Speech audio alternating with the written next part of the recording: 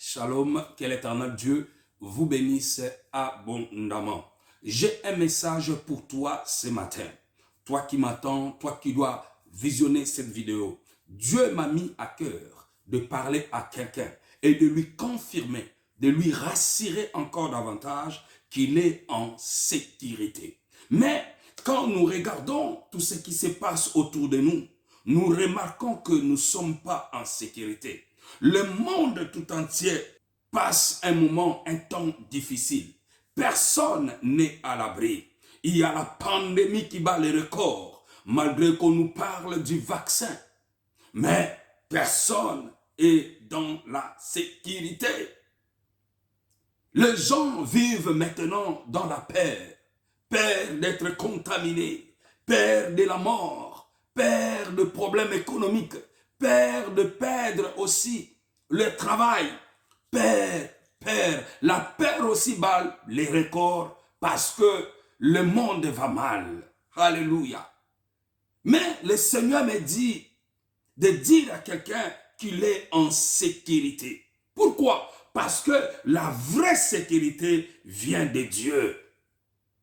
Ce n'est que Dieu qui peut nous sécuriser. Mon frère, ma soeur, écoute-moi très bien. Si l'Éternel a parlé pour toi, parce que le Seigneur veut te sécuriser encore davantage. La sécurité est l'état d'esprit confiant et tranquille d'une personne qui se croit, se sent à l'abri du danger. Mais aujourd'hui dans le monde, nous remarquons que personne n'est à l'abri du danger. La mort est là disponible pour tout le monde. Il suffit que tu sois contaminé. On nous dit que le vaccin est déjà là pour le mois de janvier. Mais, mon frère, que ce soit coronavirus ou pas, les gens meurent. Alléluia. Voilà pourquoi j'aimerais te dire, il faut tous les jours travailler ta vie chrétienne, travailler ta sainteté, travailler ton obéissance à Dieu. Alléluia. C'est par là que tu resteras toujours dans la sécurité de l'Éternel. Je l'ai dit tout à l'heure que ce n'est que Dieu qui nous met dans la sécurité. Ce n'est que Dieu qui nous sécurise, mon frère, ma soeur. La vraie sécurité vient que de Dieu. Alléluia. Écoutez un verset de la parole dans Psaume chapitre 34, verset 8. Il est écrit, l'ange de l'Éternel campe autour de ceux qui les craignent et il les arrache au danger. Alors, pour ta sécurité, Dieu a placé à côté de toi, autour de toi, un garde du corps. Le garde du corps, c'est l'ange de l'Éternel. Le garde du corps est là pour sécuriser et assurer ta sécurité. Et celui qui doit assurer ta sécurité, c'est l'ange de l'Éternel. Un ange a la capacité de manifester sa force dans le monde spirituel et dans le monde physique. Alléluia. Pendant que toi tu dors, pendant que des voleurs sont venus pour voler dans ta maison, pendant que le diable et ses démons sont venus pour t'attaquer, mais toi, tu es en sécurité. Tu es en sécurité. Pourquoi? Parce qu'il y a un ange de l'Éternel qui campe autour de toi, autour de ta maison, autour de ton appartement. Voilà pourquoi le Seigneur m'a dit de dire à quelqu'un qu'il est en sécurité. Toi, tu dois te dire, est-ce que moi, j'ai le Seigneur à moi? Parce que ceux qui sont en sécurité sont des personnes qui craignent Dieu. Écoutez, la Bible dit ceci, l'ange de l'Éternel campe autour de ceux qui les craignent. Si tu crains Dieu, le Seigneur Dieu placera un garde du corps autour de toi, à côté de toi, même à côté de tes biens, pour sécuriser ta vie.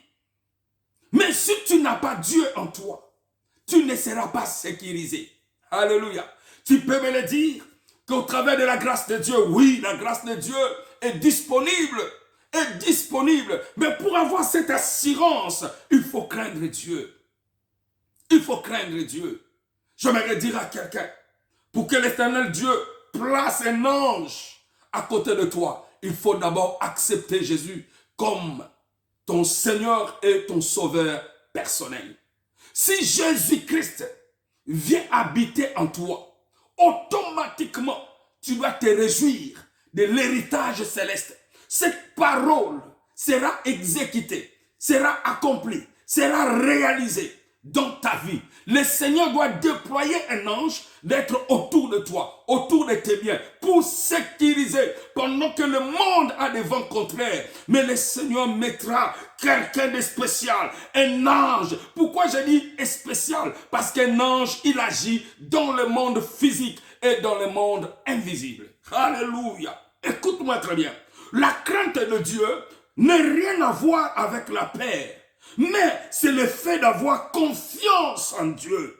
Pendant que le monde traverse un moment difficile, le vent est contraire dans le monde. Mais toi, tu dois avoir confiance en Dieu. La crainte de Dieu, c'est de respecter Dieu. La crainte de Dieu, c'est d'avoir la soumission envers Dieu. La crainte de Dieu, c'est de marcher selon la volonté de Dieu. Ceux qui marchent selon la volonté de Dieu, ceux qui respectent Dieu, ceux qui sont soumises envers Dieu et envers les ordonnances de Dieu. Alléluia. La crainte de Dieu est aussi le fait de s'abstenir du péché. Le fait de marcher selon la parole de Dieu. D'avoir foi en Dieu. Celui qui craint Dieu, c'est celui qui a confiance en Dieu. Et cette personne sera sécurisée par Dieu. Celui qui craint Dieu, c'est celui qui marche selon la parole de Dieu. Que dit la parole? En ce temps difficile, que dit la parole? Quand tu marches selon la parole de Dieu, tu crains Dieu. Celui qui craint Dieu, c'est celui qui doit s'abstenir du péché. Qui doit s'éloigner du péché. Alléluia. Celui qui craint Dieu, c'est celui qui a la foi en Dieu. Malgré que le monde traverse un temps d'insécurité, où les gens ont peur de la contamination, où les gens ont peur de la mort, peur de perdre le travail. Oui, parce que la pandémie bat les records. Mais celui qui craint Dieu, c'est celui-là que l'Éternel Dieu placera un ange autour de lui pour l'arracher dans tous les dangers, pour sécuriser sa vie, pour sécuriser la vie de ses enfants, pour sécuriser tous ses biens. Mon frère, ma soeur, je mérite que tu donnes encore réellement ta vie à Christ, afin que tu sois sécurisé. Moi, je crois à la sécurité de Dieu, car celui qui m'a parlé, celui qui m'a dit, Emmanuel, va en ligne et dis à quelqu'un, il est dans la sécurité. La personne qui donne sa vie réellement à Christ, cette personne est en sécurité. Cette personne est en sécurité. Si tu veux vivre la vraie sécurité, tu dois donner réellement ta vie à Dieu. Tu dois accepter Jésus-Christ de Nazareth et tu dois commencer à marcher selon la crainte de Dieu, selon les saintes écritures. Tu dois commencer à marcher selon la volonté de Dieu. Tu dois commencer à respecter Dieu. Tu dois être soumise aux ordonnances célestes. Que l'Éternel Dieu vous bénisse abondamment. C'était votre frère, le révérend Emmanuel Intona. À nous revoir à la prochaine. Je vous aime. Voilà pourquoi je vous transmets le message venant de l'Éternel. Que Dieu vous bénisse abondamment. Ciao.